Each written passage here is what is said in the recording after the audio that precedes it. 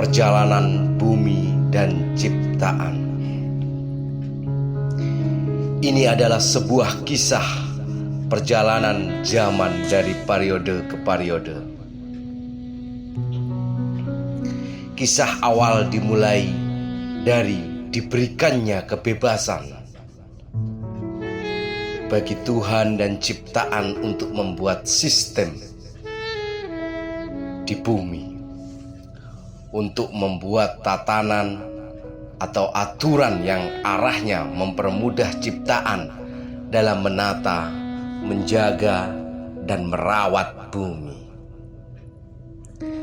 Tidak hanya itu, dengan sistem atau tatanan yang diciptakan oleh Tuhan dan ciptaan, khususnya manusia itu agar dapat berkreasi bersama, mengisi warna bumi yang saat itu masih belum terdapat satupun sistem yang berjalan.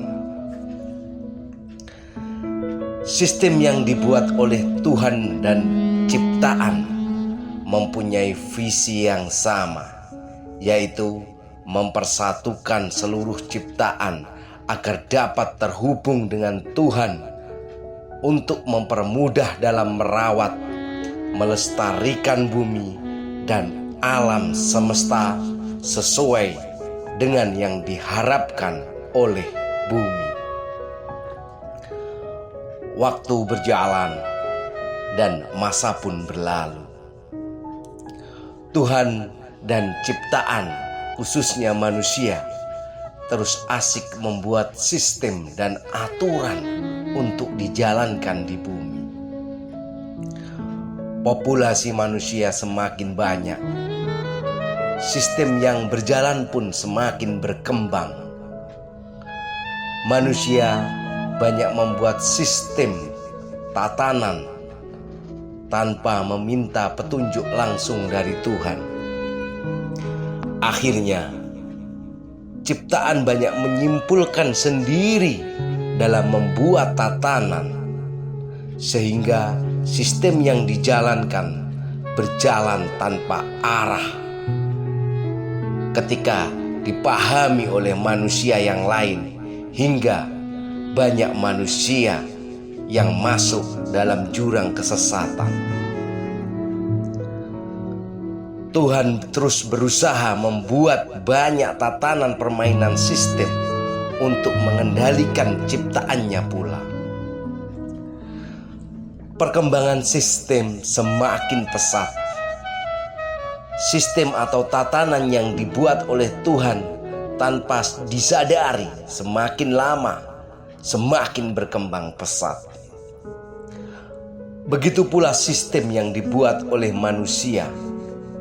Sistem itu berkembang carut-marut hingga menjerat manusia dan ciptaan yang lain. Dari jeratan-jeratan yang mengikat manusia itu akhirnya menimbulkan sekat atau batas antara Tuhan dan ciptaan. Jarak mereka, Tuhan dan ciptaan, semakin jauh dan semakin terpisah. Terpisahnya kedua belah pihak ini disaksikan oleh bumi. Bumi sangat tidak ingin hal itu terjadi, karena apabila Tuhan dan ciptaan mempunyai sekat yang sangat jauh, maka jalan kehancuran alam dan manusia khususnya yang berada di bumi akan semakin dekat. Mengingat manusia ditunjuk oleh Tuhan menjadi khalifah atau pemimpin seluruh ciptaan yang ada di muka bumi dan alam semesta, untuk membawa seluruh ciptaan kembali kepada Tuhan dengan sempurna. Sistem yang sudah berjalan pun semakin berjalan. Sistem berjalan tanpa arah dan tujuan, sehingga semakin lama dapat mengancam kelangsungan pada keselamatan ciptaan dan bumi. Harusnya manusia selalu meminta petunjuk kepada Tuhan agar dapat menjadi penopang, penyangga, penyelamat bumi, bukan malah sebaliknya, yaitu menjadi penyebab kehancuran utama di bumi. Bumi menopang dan menjadi wadah yang sudah carut marut sistemnya ini. Selama berabad-abad lamanya sistem berada di bumi. Beban berat dirasakan oleh bumi. Tuhan mempunyai rencana besar untuk keselamatan buminya, yaitu menurunkan para manusia-manusia pilihan untuk dijadikan utusannya menuju ke bumi. Ditunjuklah manusia-manusia sebagai utusan untuk turun ke bumi, antara lain para nabi, para wali yang diutus untuk merubah tatanan di bumi yang sudah kadung carut marut dan berada pada zona jahiliyah. Tetapi itu pun hasilnya kurang maksimal dan belum dapat merubah sistem tatanan yang sudah mengakar pada ciptaan di bumi.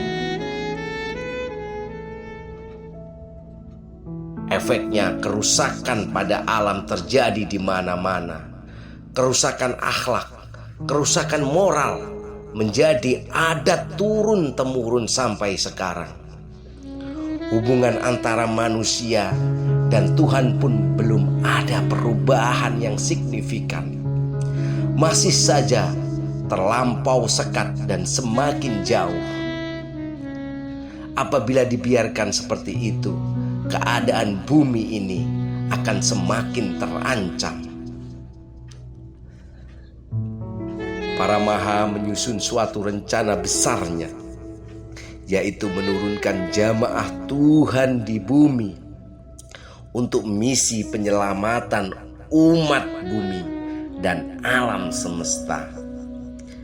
Di saat kondisi zaman yang tidak menentu ini, dengan harapan besar dapat memberikan petunjuk kepada seluruh ciptaannya agar dapat dipermudah terhubung secara langsung dan mudah menerima petunjuk-petunjuk dari Tuhan. Tujuannya diturunkan jamaah Tuhan tidak lain untuk menyelamatkan dan membawa umat kembali kepada Tuhan dengan sempurna. Selain itu juga agar dapat memancing Jalil, sang pendamping Tuhan, dapat turun langsung ke bumi, karena mengingat keadaan bumi sudah masuk dalam keadaan darurat. Pada suatu masa Jalil pun turun mengisi jamaah Tuhan, diikuti oleh para pendamping dan pengawal Jalil. Mereka sempat melakukan perbaikan-perbaikan alam, tetapi itu pun kinerjanya masih dikatakan dalam pergerakan yang lambat untuk menyelamatkan bumi. Masa terus berjalan sampai akhirnya di tahun 2018 para Jalil melakukan rapat besar untuk membuat rencana darurat misi penyelamatan bumi. Dengan rencana besar menurunkan sosok avatar semesta, sang penyelamat bumi, yaitu anak keturunan Jalil murni, sebagai pemimpin utama untuk mengubah tatanan yang sudah carut marut berada di bumi dan semesta ini. Pada era itu akan dibuka zaman baru, yaitu zaman era Jalil. Bersamaan zaman era Jalil itu dibuka, mau gak mau zaman era Tuhan yang sudah sekian lama berjalan akan segera diakhiri. 3 tahun berjalan dari pemantauan awal zaman sampai akhir zaman. Para Jalil mengamati perkembangan masa demi masa di akhir zaman di era Tuhan. Tibalah waktunya pada tanggal 10 November tahun 2022 telah resmi ditutup dan diakhiri zaman era Tuhan dan beralih ke zaman baru, yaitu zaman era Jalil. Zaman era Jalil ini mempunyai program melaksanakan dan mensukseskan program-program dan konsep Tuhan. Zaman ini akan diisi dengan sistem kebebasan, kedamaian, dan rahmatan lil alamin. Yang menjadi pertanyaan besar, siapakah dari kebanyakan manusia yang diizinkan dan dipertahankan untuk mengawal zaman era baru ini? 1. Orang-orang yang hidupnya selalu mengedepankan Tuhan. 2. Orang-orang yang mempunyai kasih sayang yang tulus kepada seluruh ciptaan. 3. Orang-orang yang tidak terikat oleh sistem dunia yang carut marut. 4. Orang-orang yang hidupnya selalu bermanfaat dan memikirkan kepentingan orang lain. Itulah kriteria orang-orang yang terpilih dan dipertahankan untuk mengisi zaman era baru ini. Zaman era baru ini adalah masa di mana Tuhan dan ciptaan bersatu, tiada sekat lagi. Tuhan dan ciptaan bagaikan seorang sahabat yang cinta, kedamaian, kasih sayang. Zaman era itu akan terwujud kedamaian, kesejahteraan, serta keselamatan bumi akan terjaga setiap saatnya. Semoga kita semua menjadi orang-orang yang terpilih dan amanah mengawal dan menjalankan program besar ini. Salam rindu untuk keselamatan bumi dan alam semesta. Terima kasih.